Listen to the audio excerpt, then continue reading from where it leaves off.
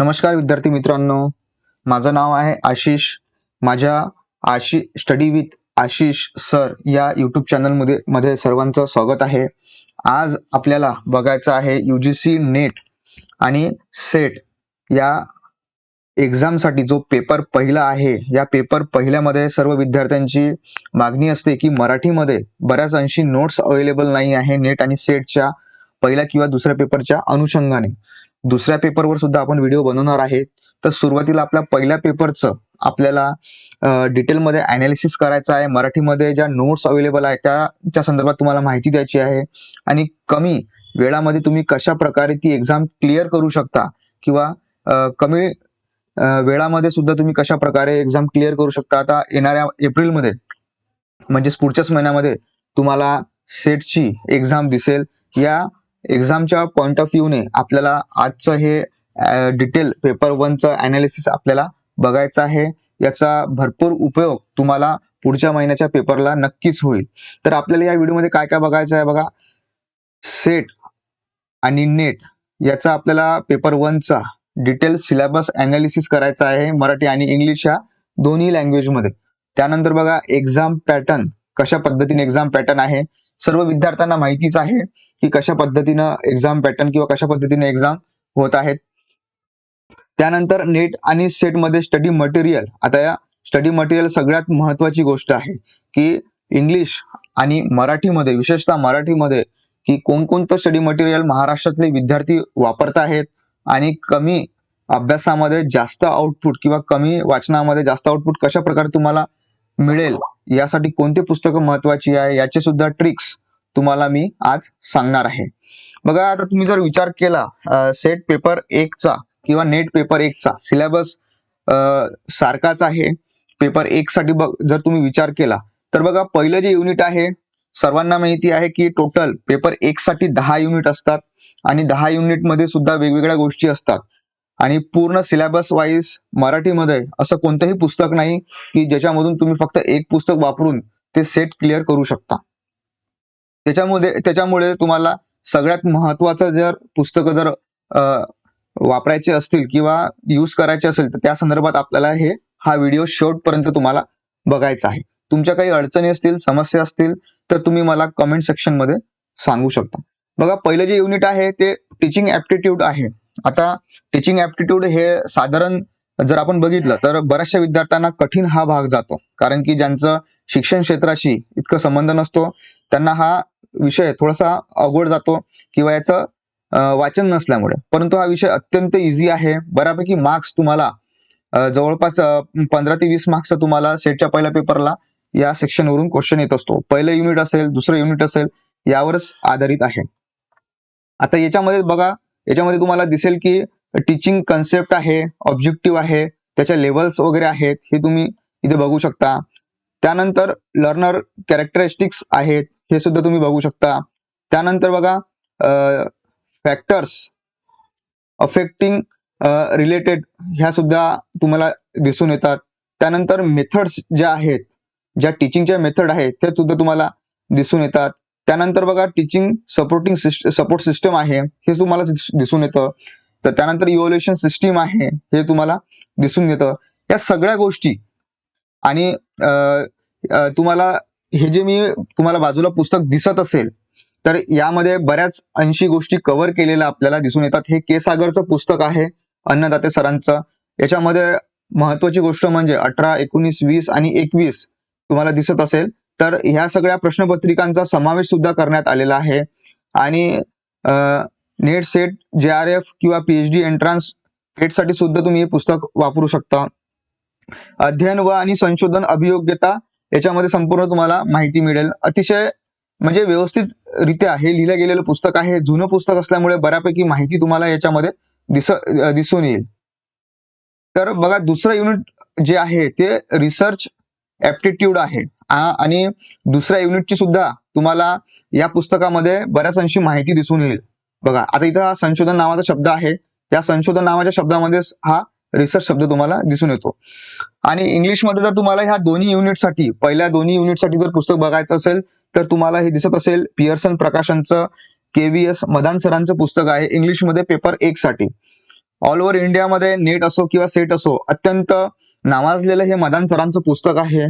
Best selling तुम्हाला दिसत असेल आणि चांगल्या प्रकारे माहिती याच्यामध्ये तुम्हाला देण्यात आलेली आहे. याच्यामध्ये सुद्धा तुम्हाला प्रिव्हियस इयर क्वेश्चन पेपर सुद्धा दिसून येतात. बघा आता दुसरा जो पेपर आहे, दुसरं जे युनिट आहे याच्यामध्ये तुम्हाला रिसर्चच्या संदर्भात मिनिंग आहेत, त्याच्यानंतर टाइप्स आहेत, कॅरेक्टरिस्टिक्स आहेत, या सगळ्या गोष्टी तुम्हाला दिसून येतात. त्यानंतर मेथड ऑफ रिसर्च आहे, त्यानंतर स्टेप ऑफ रिसर्च आहे, त्यानंतर थेसिस अँड आर्टिकल रायटिंग आहे, त्यानंतर अप्लिकेशन्स ICT इन रिसर्च आहे. आता ह्या सगळ्या जर तुम्ही गोष्टी बघितल्या तर ह्या सगळ्या गोष्टी तुम्हाला लक्षात येईल की PhD करताना किंवा थेसिस रायटिंग असेल किंवा आर्टिकल रायटिंग असेल, ह्या सगळ्या गोष्टी त्यावेळेस कामात येताना दिसतात. परंतु सर्वसाधारण आपल्या शैक्षणिक जीवनामध्ये ह्या गोष्टी आपण सहसा वाचत नाही. त्याच्यामुळे थोडं वाचल्याशिवाय तुम्हाला ह्या गोष्टी येणार नाही. आणि ह्या गोष्टी जर तुम्हाला इझिली वाचायचं असेल तर मराठीच्या विद्यार्थ्यांनी हे अन्नदाते सरांचं पुस्तक तुम्ही वापरू शकता आणि इंग्लिशच्या विद्यार्थ्यांनी तुम्ही हे मदान सरांचं पुस्तक सुद्धा वापरू शकता. बघा त्यानंतर युनिट 3, त्या युनिट 3 मध्ये तुमच्या लक्षात येईल की कॉम्प्रेन्शनवर इथे भर दिलेला आपल्याला दिसून येतो. म्हणजेच काय तर एक पॅसेज येतो. बऱ्याचशा पोरांना माहिती आहे राज्यसेवेचा जर तुम्ही पेपर बघितला सीसॅटचा तर त्याच्यामध्ये तुम्हाला एक पॅसेज येतो आणि तुम्हाला काहीतरी 4 ते 5 क्वेश्चन्स असतात, त्याचे तुम्हाला आन्सर लिहावे लागतात. त्याचप्रमाणे तुम्हाला सेटच्या पेपर 1 मध्ये सुद्धा त्याच प्रकारचा एक पॅसेज येतो आणि त्याचे तुम्हाला 4 ते 5 प्रश्न असतात आणि तुम्हाला आन्सर करावे लागतात. तर हे कॉम्प्रेन्शन आणि अतिशय इझी तो पॅसेज असतो. जर तुम्ही व्यवस्थित जर बघितला किंवा शांत डोक्याने जर तुम्ही विचार करून जर ते क्वेश्चन सोडवले तर ते इझी जातो आणि फ्रीचे मार्क्स तुम्हाला ते मिळतात. त्याच्यामुळे तुम्हाला याची जर तुम्हाला तयारी करायची असेल कॉम्प्रेन्शनची तर याची बेस्ट जे तयारी आहे, मागच्या वर्षीच्या प्रश्नपत्रिकामधील जे पॅसेज आलेले आहेत ते सोडवूनच तुमची चांगल्या प्रकारे त्याची तयारी होऊ शकते. आणि मागच्या वर्षीच्या प्रश्नपत्रिकांचा कसा यूज करायचा हे सुद्धा आपल्याला या व्हिडिओमध्ये पुढे तुम्हाला मी सांगणारच आहे. बघा युनिट 4 जर बघितलं तर तुम्हाला युनिट 4 दिसेल की कम्युनिकेशनच्या संदर्भात तुम्हाला युनिट 4 मध्ये तुम्हाला दिसून येतं. याच्यामध्ये कम्युनिकेशनचे मिनिंग आहे, टाइप्स आहे, म्हणजेच काय मराठीमध्ये तर संप्रेषणच्या संदर्भात आहे. तर ह्या सगळ्या गोष्टी सुद्धा संप्रेषणच्या संदर्भातला तुम्हाला पहिल्या युनिटमध्ये आणि दुसऱ्या युनिटसाठी मी जे तुम्हाला सांगितलं की इंग्लिशमध्ये हे आणि मराठीसाठी हे पुस्तक आहे, तर या पुस्तकामध्ये संप्रेषणचा सुद्धा म्हणजे कम्युनिकेशनचा सुद्धा युनिट 4चा सुद्धा भाग कव्हर झालेला आपल्याला दिसून येतो. म्हणजे वरील 2 पुस्तकांमध्ये तुमचे पहिलं, दुसरं आणि चौथं युनिट बऱ्यापैकी कव्हर होताना आपल्याला दिसून येतं. त्यानंतर बघा जे युनिट 5 आहे याच्यामध्ये तुम्हाला मॅथमॅटिकल रिझनिंग अँड ऍप्टिट्यूड दिसून येतो. अत्यंत महत्वाचा भाग आहे. मराठीच्या विद्यार्थ्यांना याच्यामध्ये बरेचसे मार्क्स विद्यार्थ्यांचे कटतात. त्याच्यामुळे तुम्हाला बऱ्यापैकी जर मॅथमॅटिक्स आणि रिझनिंगचे क्वेश्चन जर तुमचे सुटले तर तुम्हाला बऱ्यापैकी सोडवले तुम्ही तर बऱ्यापैकी तुमचा जो स्कोर आहे हा कव्हर होतो आणि चांगल्यापैकी तुम्हाला मार्क्स मिळू शकतात. आता याच्यामध्ये काय आहे तर ऍज इट इज जे सगळ्या एक्झाम मध्ये असतात ते number series, letter series, coding decoding, relationship अशा स्वरूपाचे जे क्वेश्चन्स आहे त्यामध्ये तुम्हाला दिसून येतं. त्याच्यानंतर हे मॅथमॅटिकल ऍप्टिट्यूड असेल, याच्यामध्ये मग functions, time, distance, ratio, proportion, percentage, profit and loss, interest, average वगैरे ह्या सगळ्या गोष्टी तुम्हाला मॅथमॅटिक्सच्या युनिटमध्ये म्हणजे युनिट 5 मध्ये तुम्हाला दिसून येतो. आता यासाठी जर पुस्तक बघितलं तर मार्केटमध्ये अनेक पुस्तकं आहे, मराठीमध्ये अवेलेबल आहे.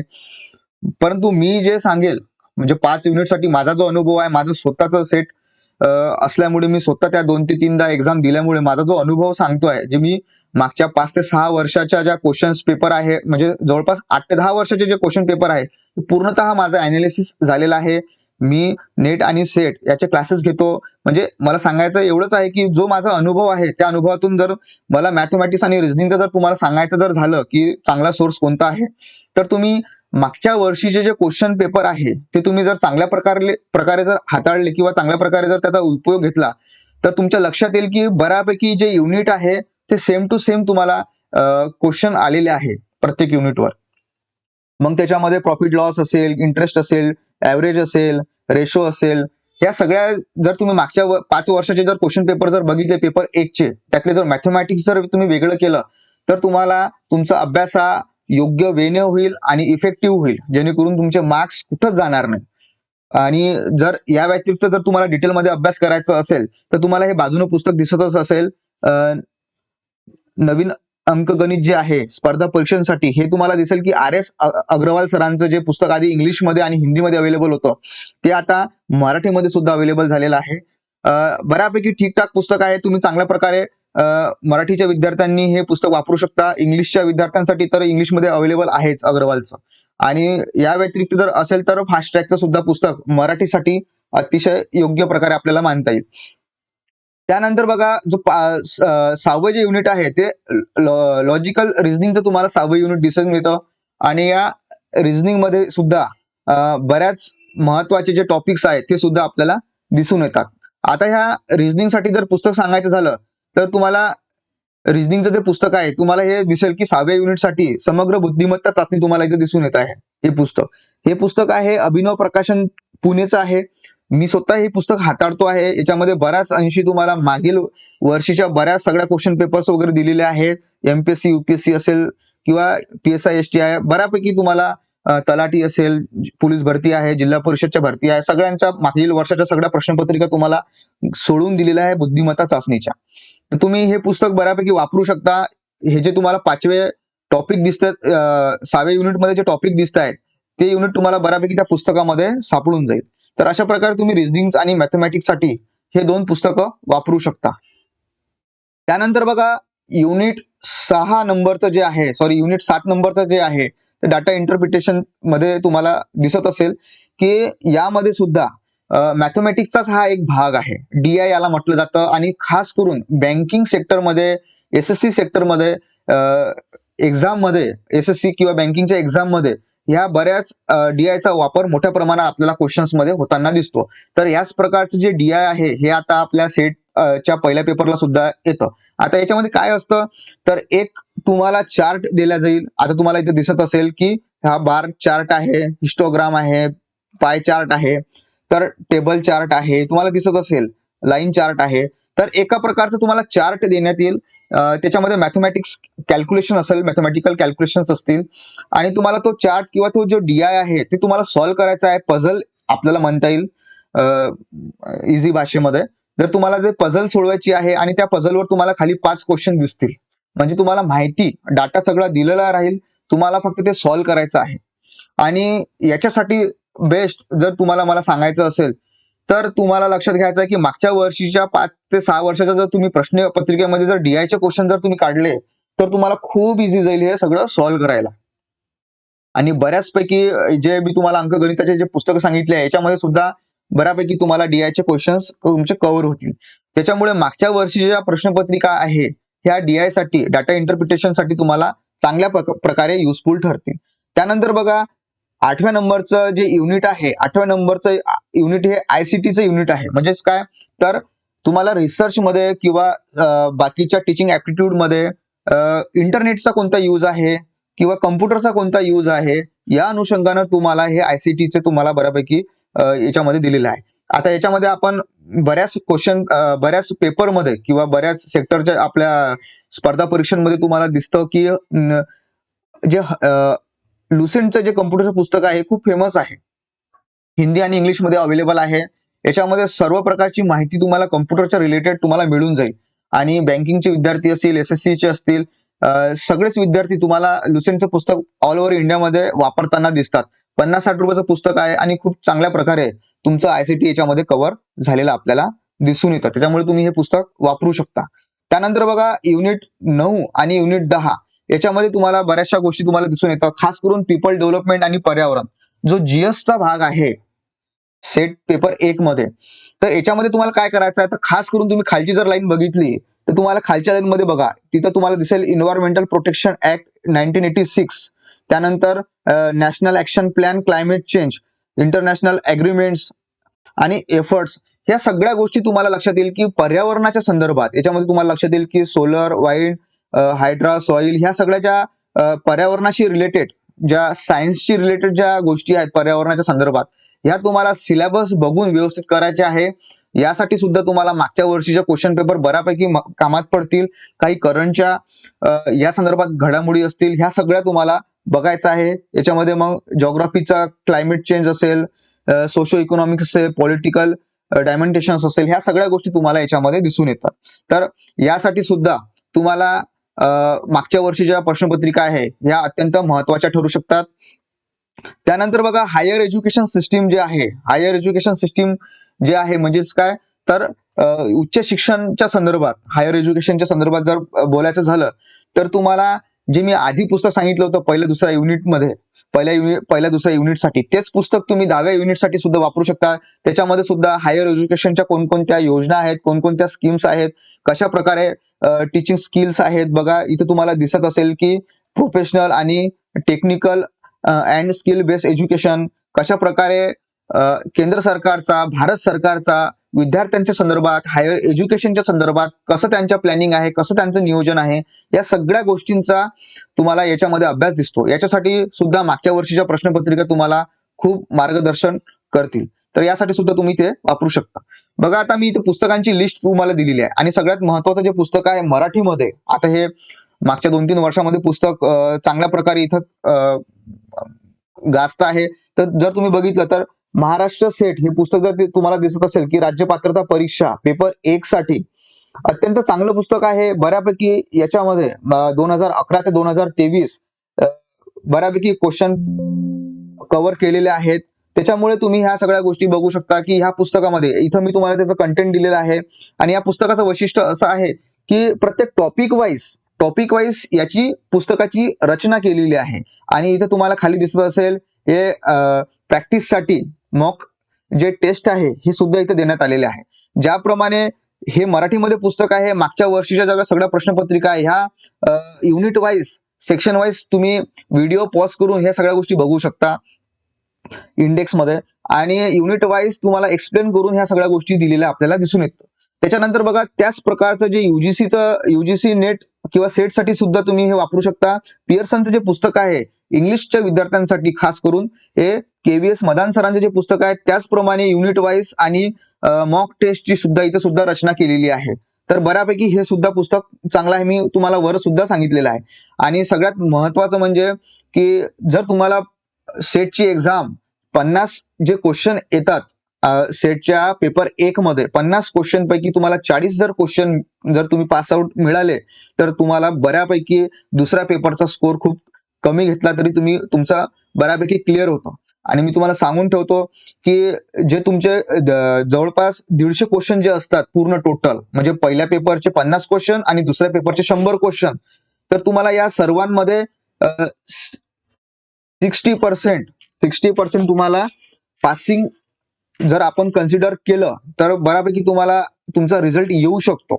तर 150 पैकी तुम्हाला 60% मार्क्स तुम्हाला घ्यायचे आहे. आतापर्यंतचा इतिहास जर बघितला आपण, 60 ते 65%चा कट ऑफ आतापर्यंत लागलेला आहे.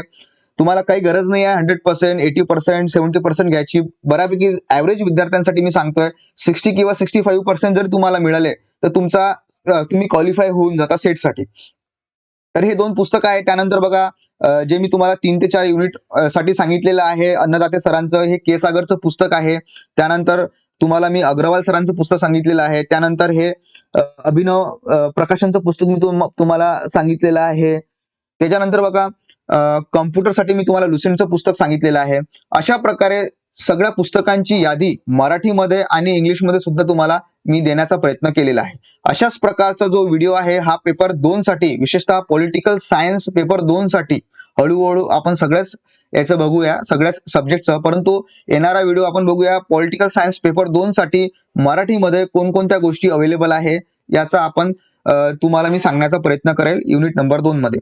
तुम्हाला हा व्हिडिओ कसा वाटला, कशा प्रकारचं कंटेंट तुम्हाला अपेक्षित आहे किंवा आणखी कशा गोष्टींची तुम्हाला गरज आहे, या सगळ्या संदर्भातल्या ज्या गोष्टी असतील, तुमच्या ज्या काही अडीअडचणी असतील, तुम्ही मला कमेंट सेक्शन मध्ये सांगायचं आहे. आणि अशाच प्रकारचे व्हिडिओ ह्या आपल्या Ashish study with Ashish sir या युट्यूब चॅनलवर तुम्हाला नेहमी मिळतील. म्हणून या चॅनलला सबस्क्राईब करून ठेवा, लाईक करा आणि शेअर करा. Thank you so much.